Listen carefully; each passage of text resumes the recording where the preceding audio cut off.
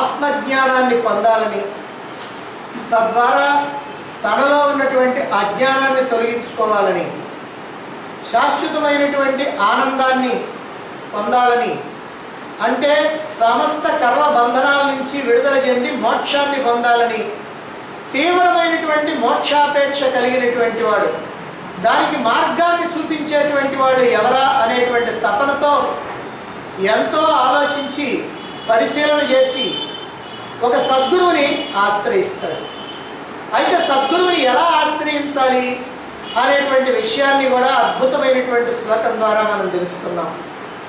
మరి అలా ఆశ్రయించిన తర్వాత ఆ గురువుతో ఏ ప్రకారంగా మాట్లాడాలో, ఆ గురువుతో ఏ విధంగా తాను ప్రవర్తించాలో వాటిని కూడా ఒక అద్భుతమైనటువంటి కవితా రీతిలో శంకరాచార్యుల వారు ఇక్కడ ఆ తత్వాన్ని కవిత్వాన్ని రెండింటినీ కూడా కలగలిపి ఒకదానితో ఒకటి పోటీ పడుతూ మనకి ఇక్కడ శ్లోకాల్ని అందించడం జరిగింది.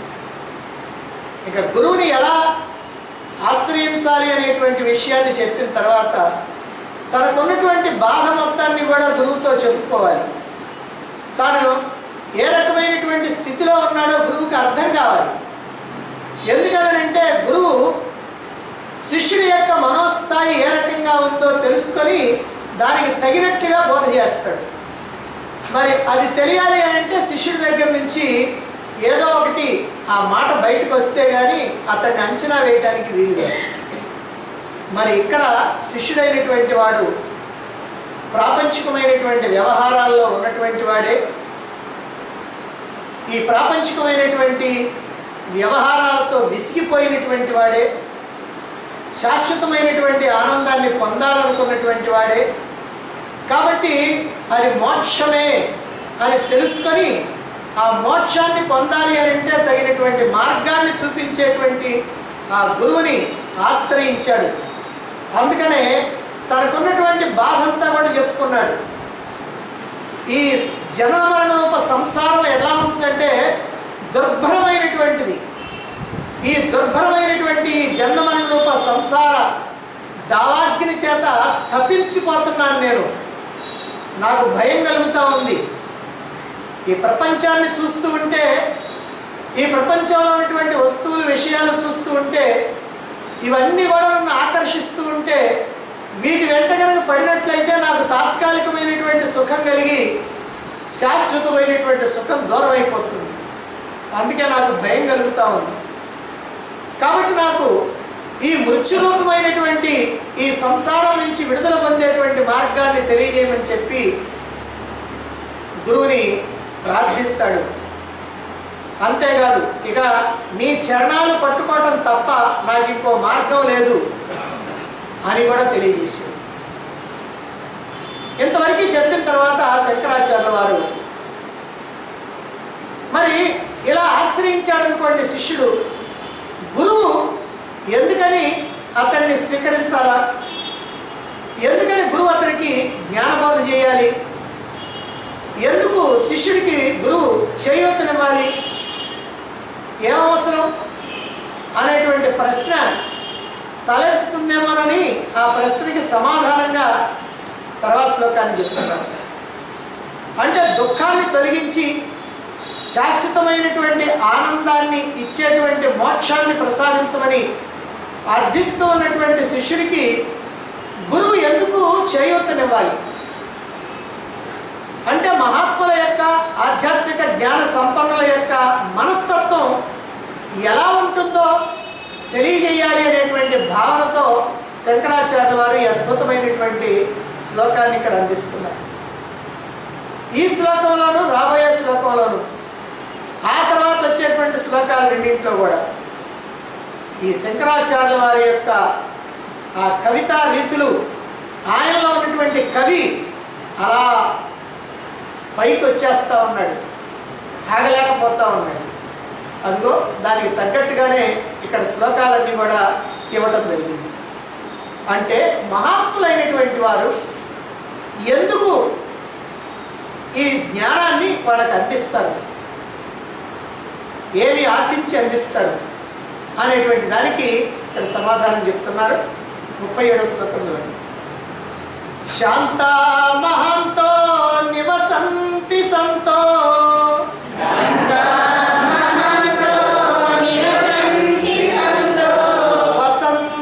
వసంతవల్లోకహితం చరంతః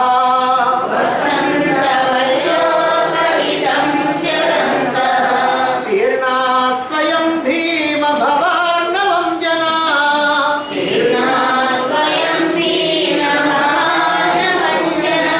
నహేతు నాన్యానపి తారయంతః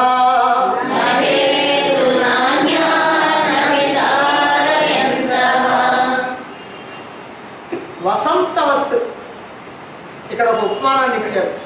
వసంతవత్ అంటే వసంతకాలం, ఆ వసంత ఋతువు ఎలా ఉంటుందో ఆ వసంత ఋతువులాగా లోక హితం చరంచ, లోకానికి మేలు కలిగించాలి అనేటువంటి ఆలోచన కలిగినటువంటి వారై, లోకానికి అని అంటే లోకంలో ఉన్నటువంటి మానవాళికి మేలు చేయాలి అనేటువంటి కోరికతో ఉన్నటువంటి వాళ్ళై, శాంతం మహాంతం, శాంత స్వభావులైనటువంటి మహాత్ములు నివసంతి సంతో, ఎందరో ఈ లోకంలో ఉంటున్నారు. కాబట్టి మహాత్ములైనటువంటి వాళ్ళంతా కూడా ఈ లోకంలో చాలామంది ఎందుకు ఉంటున్నారని అంటే, అదిగో తనని ఆశ్రయించినటువంటి వాళ్ళకి, ఆ మానవాళికి ఏదైనా సరే మేలు చేయాలి అనేటువంటి ఉద్దేశం కలిగి అలా ఉంటున్నారట. మరైతే దాన్ని ఎట్లా పోల్చారు? వసంత ఋతువులాగా ఇక్కడ పోల్చారు. వసంత ఋతువు కూడా అంతే, అందరికీ కూడా ఆహ్లాదాన్ని కలిగించాలని ఆ వసంత ఋతువు యొక్క ఆలోచన అంటే దాని ఆలోచన ఏం చేయదు, అది ఆలోచన చేయడానికి దానికి మనస్సు ఏమీ లేదు, కానీ దాని యొక్క స్వభావం అది. కాబట్టి అలాంటి స్వభావం కలిగినటువంటి వాళ్ళు మహాత్ములు అని. శాంతం మహాంతం, శాంత స్వరూపులైనటువంటి మహాత్ములు నివసంతి సంతః, ఎందరో ఈ లోకంలో అట్లా ఉన్నారు. భీమ భవార్ణవం, భయంకరమైనటువంటి భవసాగరాన్ని స్వయం తీర్ణ జనాన, అటువంటి వాళ్ళంతా కూడా స్వయంగా తరించగలుగుతారు. ఈ జనన మరణ రూప సంసారాన్నే భవసాగరం అని అంటారు. ఈ భవసాగరాన్ని, భయంకరమైనటువంటి భవసాగరాన్ని వాళ్ళు స్వయంగా తరించగలుగుతారు. స్వయం తీర్ణ జనాన, వాళ్ళు స్వయంగా తరించగలుగుతారు. అన్యాన్ అపి, ఇతరులు ఎందరికో హేతున సహాయం చేయాలనేటువంటి భావనతో తారయంతః, తరింపజేయాలని తప్పిస్తూ ఉంటారు. కాబట్టి ఇతరులు కూడా తరింపజేయాలని తప్పిస్తూ ఉంటారు వాళ్ళు.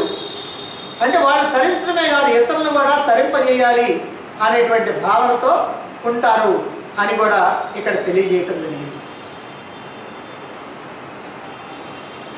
ఆత్మానుభవంలో స్థితుడైనటువంటి మహాత్ముడు స్వభావరీత్యా ఎలా ఉంటాడు?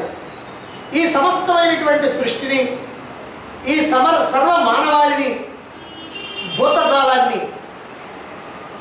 తనను తాను ప్రేమించినట్టుగానే ప్రేమిస్తాడు. ఇది ప్రధానం.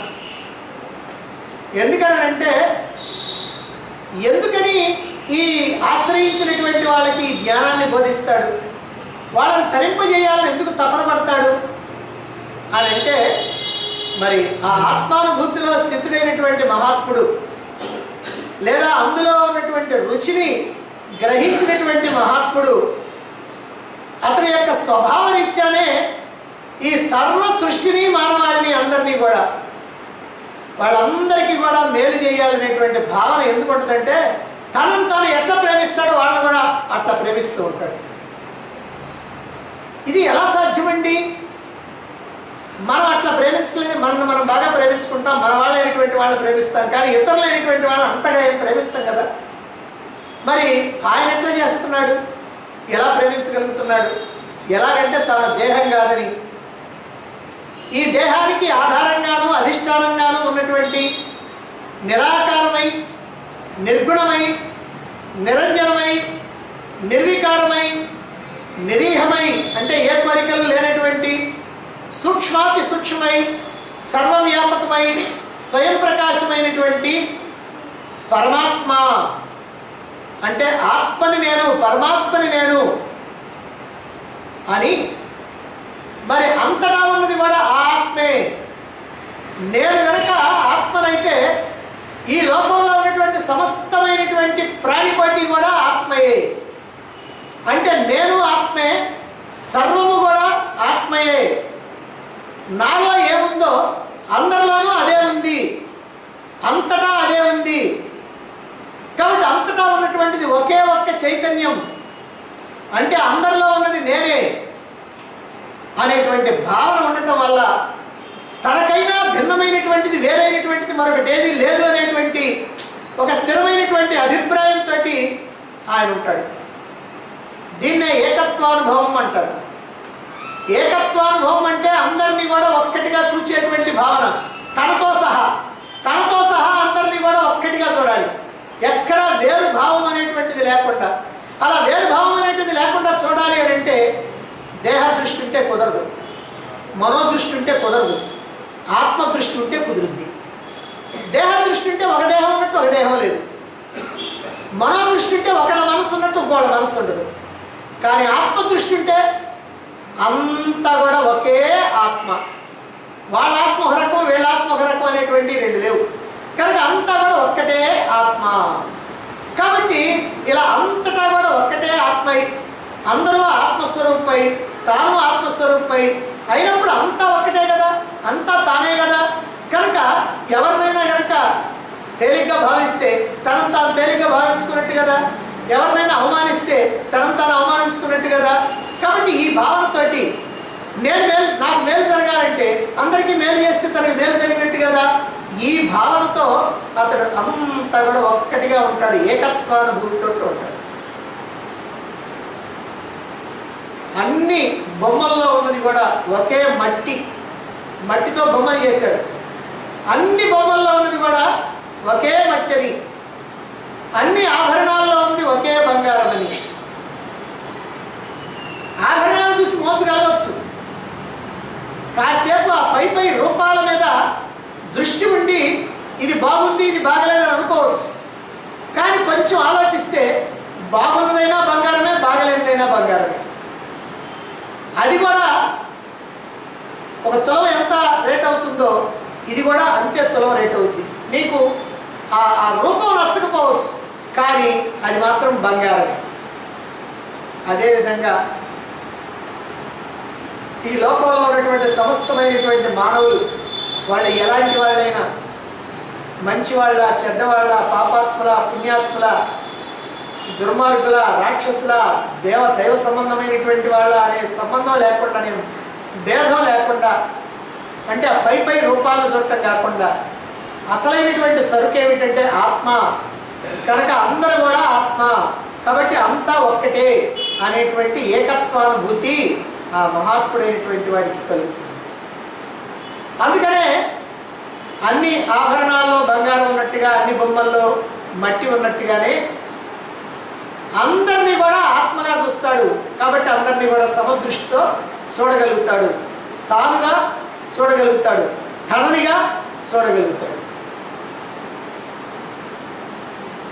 నాలుక నేనే, పన్ను నేనే. ఏదైనా పొరపాటుగా ఈ పన్ను నాలుకను కరిచిందనుకోండి, పంటి మీద కోపం వస్తా? కోపం రాదు. నాలుక బాధ పెడుతుంది కాబట్టి అబ్బా ఎంత బాధ కలిగింది అని అంట. అంతేగాని అయ్యో ఈ మెత్తటి నాలుకని ఆ గట్టి పన్ను వచ్చి కొరికేసింది, నేను దుంపదేగా, ఈ నాలుకని కొరకకుండా ఉండాలంటే ఈ పంటిని విరగొట్టి అవతల బారే సరిపోద్దని చెప్పి రాయి తీసుకొచ్చి ఆ పంటిని ఏమైనా విరగొట్టుకుంటావా? ఆహా. అలాగనే కన్ను నాదే, వేలు నాదే. పొరపాటున ఈ వేలు కంట్లో పడుచుకుంది అనుకోండి, ఈ వేలుని ఏమైనా ఒక చాకు తీసుకొచ్చి పోద్దామని అనుకుంటావా? ఆహా. ఎందుకని? ఆ వేలు నాదే, కన్ను నాదే.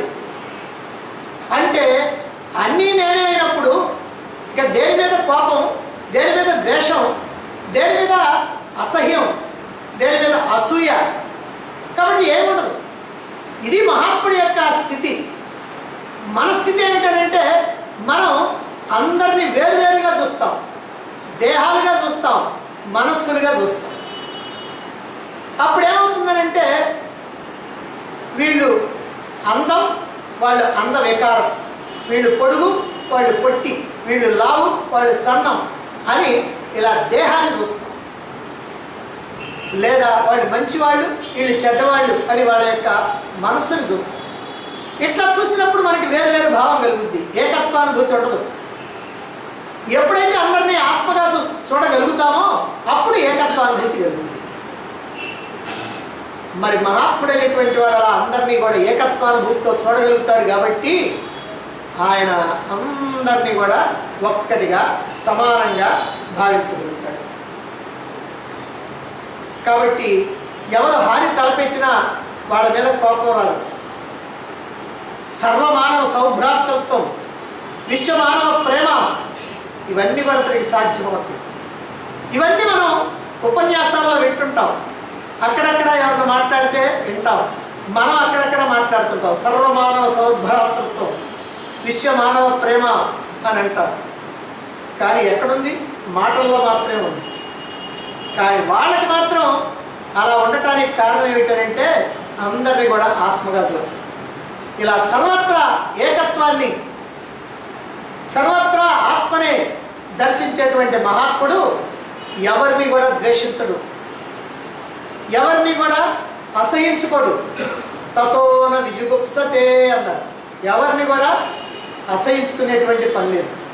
మరి అటువంటి వాడు ఎవరి మీద కోపం లేకుండా, ద్వేషం లేకుండా, రాగం లేకుండా, మరి రకరకాలైనటువంటి కామ క్రోధాలు ఇట్లాంటివి ఏవి లేకుండా, అసూయ లేకుండా ఇలా ఉన్నాడంటే అతని మనస్సు ప్రశాంతంగా ఉంది. ఎందుకనంటే ఈ 6 శత్రువులు మనస్సులో చేరి మనల్ని అశాంతి పాలు చేస్తూ ఉంటారు. ఈ 6 శత్రువులు కామక్రోధ లోభ మోహ మలమాత్సర్యాలు, ఈ అరిషడ్వర్గాలు, హరి అంటే శత్రువు, ఈ 6 శత్రువులు ఈ లోపల నుంచి కనుక పోయారనుకోండి ప్రశాంతంగా హాయిగా ఆనందంగా ఉంటుంది. కాబట్టి మహాత్ముడైనటువంటి వాడు ఎందుకు శాంతంగా జీవిస్తున్నాడు? శాంతం మహాత్మం, మహాత్ముడైనటువంటి వాడు శాంతిగా ఎందుకు జీవిస్తున్నాడు అని అంటే ఈ శత్రువులందరినీ కూడా బయటికి నెట్టినటువంటి వాడు, అందరినీ సమానంగా చూస్తున్నటువంటి వాడు, ఎవరి మీద కోపం కానీ, ద్వేషం కానీ, రాగం కానీ, అసూయ కానీ ఇట్లాంటివి లేకుండా ఉన్నటువంటి వాడు. కాబట్టి బాహ్యంగా పరిస్థితులు ఏ ప్రకారంగా ఉన్నా అతడు మాత్రం శాంతంగానే ఉంటాడు. ఎందుకంటే ఆ బాహ్య పరిస్థితులకి చలించేటువంటి స్థితిలో ఉండడు. ఏ ఉద్రేకాలకి లోను కాకుండా ఉంటాడు, సమదృష్టితో ఉంటాడు, ఏకత్వ దృష్టితో ఉంటాడు.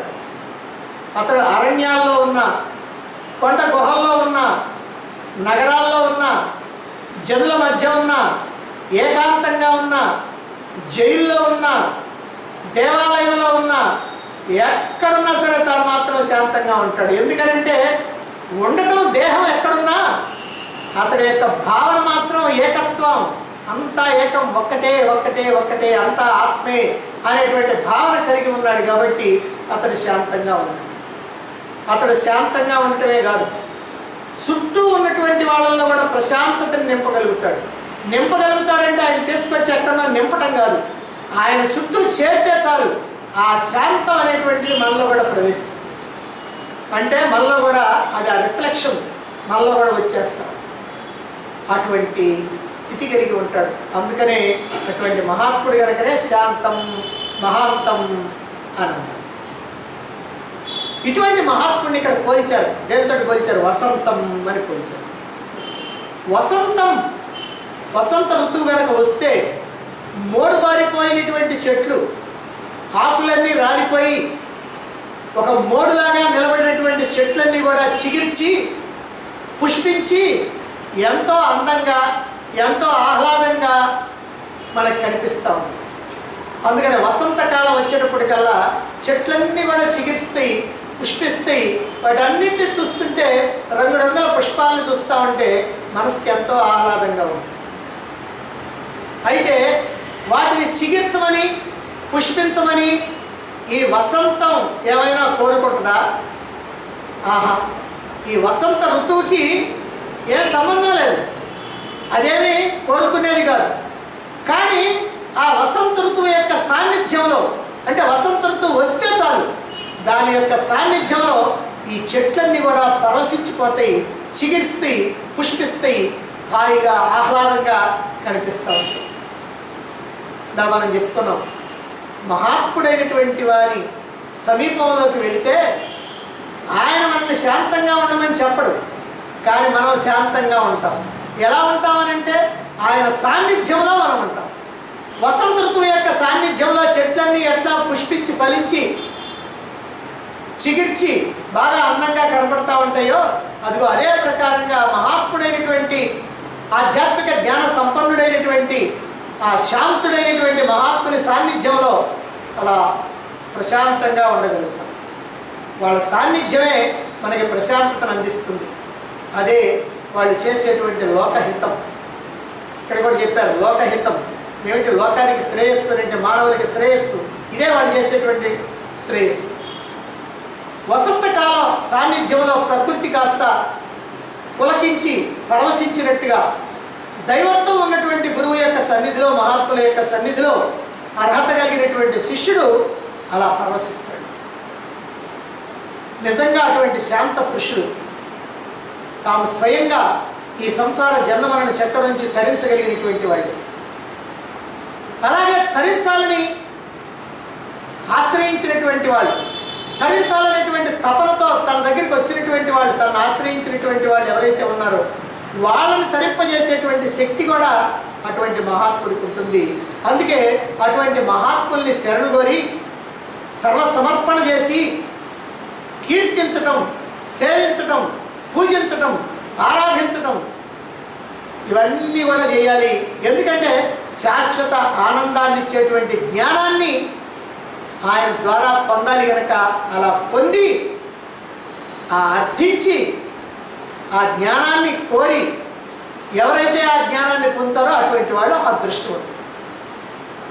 ఈ లోకంలో అంతకన్నా అదృష్టవంతులు ఇంకొంటారు.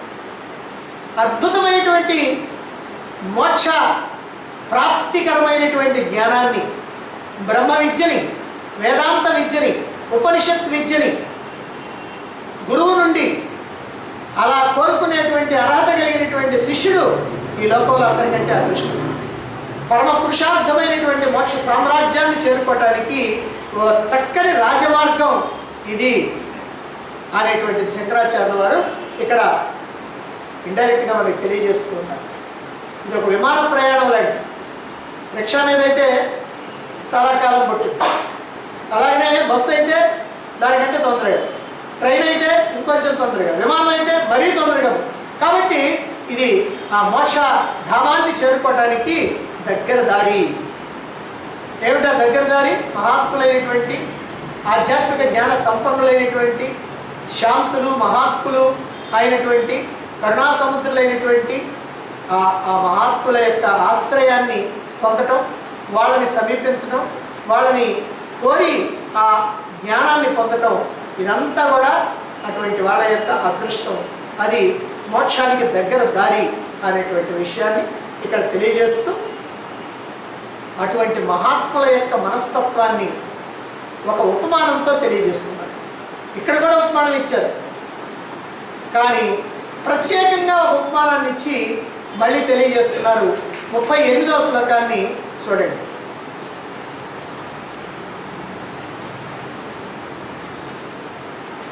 అయం స్వభావ స్వతయేవ యత్పరా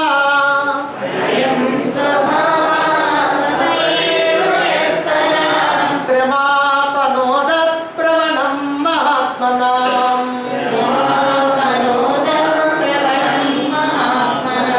సుధాం సురేష స్వయమర్క కర్కశ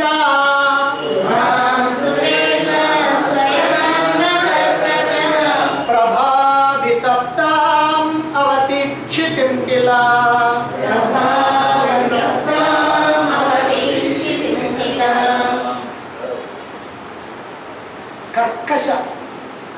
కర్కశమైనటువంటి అర్క ప్రభాభితప్తాం.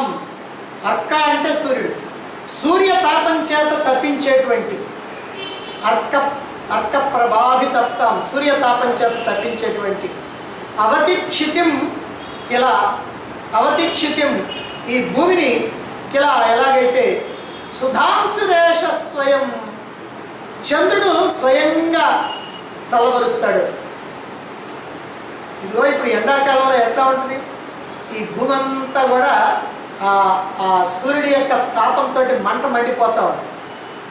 భూమే కాదు, భూమి మీద ఉన్నటువంటి వాళ్ళంతా మంట మండిపోతానే ఉంటున్నారు. 3 రోజుల నుంచి మనకు తెలుస్తూనే ఉందిగా ఎట్లా మండిపోతా ఉన్నాం. ఈ మొత్తానికి కూడా మళ్ళీ చల్లదనం ఎప్పుడు వస్తుంది, మళ్ళీ చల్లటి గాలి, ఆ రాత్రి చల్లటి గాలి వస్తే, ఆ చంద్రుడు వస్తే, ఆ చంద్రుడి యొక్క ఆ కిరణాలు కనుక, ఆ చల్లని కిరణాలు కనుక పడితే ఈ పడ్డటువంటి బాధ అంతా కూడా తొలగిపోయింది. అందుకని దాన్ని ఇక్కడ ఉదాహరణగా మనకి తెలియజేస్తూ ఉన్నారు. అంటే ఈ కర్కశమైనటువంటి సూర్య కిరణాల తాపం చేత తప్పించేటువంటి భూమిని ఏ ప్రకారంగా చంద్రుని యొక్క కిరణాలు స్వయంగా చల్లబరుస్తూ ఉంటాయో, అదేవిధంగా మహాత్ములైనటువంటి వాళ్ళు శ్రమాపనాద ప్రణవనం, తోటి వారి కష్టాలని బాధల్ని కూడా తొలగిస్తూ ఉంటారు. అయం స్వభావ స్వత ఏవ, ఇది వాళ్ళ యొక్క స్వభావం. స్వభావం అంటే స్వతహాగా వాళ్ళు అలా ఉంటారు, అంటే ఉండాలని ఉండరు, వాళ్ళు అలా ఉంటారు, అది వాళ్ళ స్వభావం. అప్పుడప్పుడు మనం అంటుంటాం, ఏమిట్రా వాడికి ముక్కు మీద కోపం, ఎవరన్నా ఏదైనా మాట్లాడాలంటే భయపడి పీకుతాడు, అది వాడి స్వభావం ఏంటి. స్వభావం అంటే అర్థం ఏంటంటే అట్లా చేయాలని వాడు అనుకోడు, వాడి స్వభావమే అంత, ఎవరి దగ్గరైనా అట్లే ప్రవర్తిస్తూ ఉంటాడు. ఒక్కోసాట కొంతమంది ఏమి మాట్లాడు మౌనంగా ఉంటాడు, నువ్వు ఎన్నన్నా అడుగు వాడు మాత్రం మౌనంగా ఉంటాడు. ఏమిటంటే అది వాళ్ళ స్వభావం అండి. ఇట్లా ఒక్కోళ్ళకి ఒక్కో రకమైనటువంటి స్వభావం ఉంటుంది.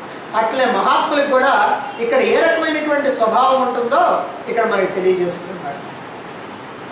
దయ, ప్రేమ, కరుణ మొదలైనటువంటివన్నీ కూడా తెచ్చిపెట్టుకున్నటువంటి గుణాలు కాదని, మహాత్ములైనటువంటి వారికి అవి తెచ్చిపెట్టుకున్నటువంటి గుణాలు కాదని, అవి మహాత్ముల యొక్క సహజ లక్షణాలని ఒక కవితా రీతిలో ఉపమానంతో, అద్భుతమైనటువంటి ఉపమానంతో శంకరాచార్య వారు ఇక్కడ తెలియజేస్తున్నారు. ఈ శ్లోకాలన్నీ ఈ చివరి నుంచి చెప్తున్నటువంటి 6 శ్లోకాలు కూడా అద్భుతమైనటువంటి కవితా రీతుల్లో ఉన్నటువంటివి. ఆ శ్లోకాల్ని చదివేటప్పుడు మనకి ఆ కవిత్వం యొక్క సౌందర్యం ఏమిటో మనకు అర్థమవుతుంది. సూర్యుని యొక్క తాపం చేత భూమి తప్పించిపోతుంది. వేసవిలో ఈ విషయం మనకి స్పష్టంగా తెలుస్తూనే ఉంటుంది. అయితే రాత్రి కాగానే చంద్రుడు ప్రవేశిస్తాడు. చంద్రుడు ప్రవేశించడంతో తప్పించిపోయేటువంటి భూమిని ఆయన యొక్క చల్లని కిరణాలు శాంతపరుస్తాయి. దాంతో భూమి కాస్త చల్లబడిపోతుంది. చంద్రుని యొక్క శీతల కిరణాల ప్రభావంతో భూమి యొక్క ఉష్ణోగ్రత పూర్తిగా తగ్గిపోయి చల్లబడిపోతుంది. ఇది ఇక్కడ చెప్పినటువంటి ఉపమానం. మళ్ళీ ఇక్కడ కూడా చంద్రుడు కావాలని చేయడు, కానీ ఆ చంద్ర కిరణాల యొక్క స్వభావం అది. సూర్యుడు కూడా కావాలని తప్పింపజేయడు పాపం, కానీ ఆయన కిరణాల యొక్క స్వభావం అది. అందుకని ఎండాకాలంలో అబ్బబ్బబ్బా ఈ ఎండాకాలం లేకుంటే బాగుంటుందండి అని మనం అనుకుంటాం. అట్లా ఒక కాలం కనుక లేకుండా ఉంటే ఇంకొక కాలం కూడా లేకుండా పోతుంది. అందుకని ఏ కాలానికి ఆ కాలం తప్పనిసరిగా ఉండాల్సిందే. మనకి బాధ అయినా సరే దాన్ని కాస్త మనం భరించాల్సిందే, తప్పదు. అందుకనే ఇక్కడ కూడా ఏం చేస్తున్నారంటే సూర్యుడేమో తాను అనుకోకుండానే ఈ భూమిని వేడెక్కిస్తున్నాడు, చంద్రుడేమో తాను అనుకోకుండానే ఈ భూమిని చల్లబరుస్తూ ఉన్నాడు. అదేవిధంగా కోరికలతోటి, రాగద్వేషాలతోటి, ఈర్ష్య అసూయలతోటి, మమతానురాగాల బంధంతో దహించబడేటువంటి హృదయాలన్నింటినీ కూడా చల్లబరిచేటువంటి శక్తి ఎవరికి ఉంది అని అంటే మహాత్ములైనటువంటి వారికి ఉంది. ఇందా చెప్పారు శాంతం మహాత్తం. ఆ శాంతం మహాంతం మహాత్ములైనటువంటి శాంత పురుషులైనటువంటి వాళ్ళకి. కాబట్టి మహాత్ములు ఈ ఆవేదనతో ఉన్నటువంటి వాడు, దుఃఖంతో ఉన్నటువంటి వాడు, బాధలతో ఉన్నటువంటి వాడు, రాగద్వేషాలతో ఉన్నటువంటి వాడు వాళ్ళ యొక్క హృదయాల్ని తన యొక్క చల్లని చూపులతోటి, ఆయన యొక్క చల్లని కిరణాలతో, చంద్రుని యొక్క చల్లని కిరణాలతో ఎట్లా భూమి చల్లబడుతుందో అలా ఆయన యొక్క చల్లని కటాక్ష వీక్షణాలతోటి మన యొక్క హృదయాలన్నీ కూడా చల్లబడుతుంది. వారు ఇట్లా చల్లబరచాలని ఆయన అనుకుంటాడంటే అనుకోడు. చల్లబరచాలని అనుకోడు అని అంటే మరి వేడి చేయాలని అనుకుంటాడు, అది లేదు. ఆయన మామూలుగానే ఉంటాడు, కానీ ఆయన యొక్క సాన్నిధ్యం మనకి అటువంటి ప్రశాంత స్థితిని కలిగిస్తుంది. కాబట్టి మహాత్ములైనటువంటి వారు ఏ ప్రలోభాలకో లొంగటమో కాకుండా వాళ్ళ యొక్క సహజ స్వభావ సిద్ధంగా తనను ఆశ్రయించినటువంటి వాళ్ళకి సహాయం చేస్తూ ఉంటారు. ఇది ఈ శ్లోకంలో చెప్పినటువంటి అతి ముఖ్యమైనటువంటి విషయం. నిజంగా చెప్పాలంటే ఈ శ్లోకాలన్నీ కూడా అద్భుతమైనటువంటి కవితా రీతిని వ్యక్తం చేయడానికి శంకరాచార్యుల వారు రచించారు. కానీ ఆ శ్లోకాల యొక్క భావంలో మనం గనక మునిగిపోతే ఆ భావ సౌందర్యం మనల్ని అద్భుతమైనటువంటి తీరానికి తీసుకువెళ్తుంది. అంతే తప్ప పెద్ద పెద్ద లోతైనటువంటి భావాలన్నీ కూడా ఏమి ఇక్కడ వ్యక్తం చేయరు. ఎలా మనం గురువు దగ్గర ప్రవర్తించాలా, ఎలా శిష్యుడు ఉండాలా, ఎలా గురువు ఉండాలా, ఎలా గురువుని ఆశ్రయించాలా, మరి గురువు ద్వారా ఏ రకంగా తాను పొందాల్సినటువంటి జ్ఞానాన్ని పొందాలా అనేటువంటి మామూలు విషయాల్ని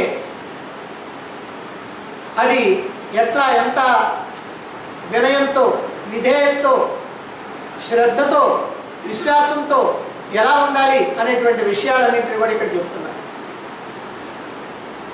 ఇంతవరకు అధికారి అయినటువంటి శిష్యుడు సద్గురువుని ఆశ్రయించి సేవించి పూజించి ఆరాధించి ఆయన్ని సంతృప్తిపరిచి తగినటువంటి సమయంలో ఏ సమయంలోనైతే గురువు ఎంతో ఉత్సాహంతో ఆనందంతో తనలో ఉన్నటువంటి అజ్ఞానాన్ని పారద్రోలటానికి ఆ జ్ఞానాన్ని బోధిస్తాడో అలా తెలుసుకొని ఆ సమయాన్ని కనిపెట్టి గురువుని వినయంతో ప్రశ్నించి తాను తెలుసుకోవాల్సినటువంటి జ్ఞానాన్ని తెలుసుకోవాలి.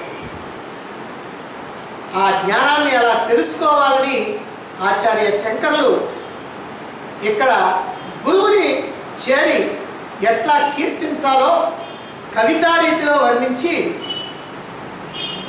ఇంతవరకు మనకి చెప్పడం జరిగింది.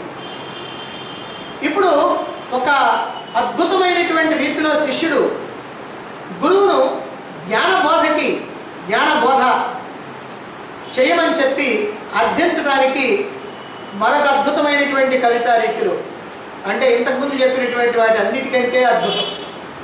ఎందుకని చెప్తున్నామనంటే ఎక్కడ వివేక చూడమణిలో చూడండి చాలా రకాలైనటువంటి ఛందస్సు ఉన్నటువంటి పద్యాలు ఉన్నాయి, శ్లోకాలు ఉన్నాయి. ఒక రకమైనటువంటి శ్లోకాలని చెప్పిన తర్వాత వెంటనే అక్కడ శంకరాచార్యుల వారు ఆ పద్ధతిని మార్చాల్సి వచ్చినప్పుడు, ఆ చెప్పేటువంటి విధానాన్ని చెప్పేటువంటి విషయాన్ని మార్చాల్సి వచ్చినప్పుడు వెంటనే ఆ శ్లోకాన్ని ఆ ఛందస్సుని మార్చేస్తారు. అలాగే తర్వాత ఒక అత్యద్భుతమైనటువంటి, అంటే దాదాపుగా వివేక చూడమణిలో ఉన్నటువంటి 600 చిల్లర శ్లోకాల్లో దాదాపు 4-5 శ్లోకాలు మాత్రమే అలాంటివి ఉన్నాయి. అదిగో అలాంటి శ్లోకం ఒకటి రాబోతా ఉంది. అందులో కూడా శంకరాచార్యులో ఉన్నటువంటి కవి, పండితుడు, తత్వవేత్త పోటీలు పడి కనిపిస్తారు. ఇందులో ఎన్నో అలంకారాలు, ఎన్నో ఉపమానాలు, వీటన్నిటితో కలిసి ఒక అభ్యర్థన, అంటే గురువుకి శిష్యుడు చేసేటువంటి అభ్యర్థన. ఆ అత్యద్భుతమైనటువంటి అభ్యర్థన ఏమిటో మనం రేపు తెలుసు.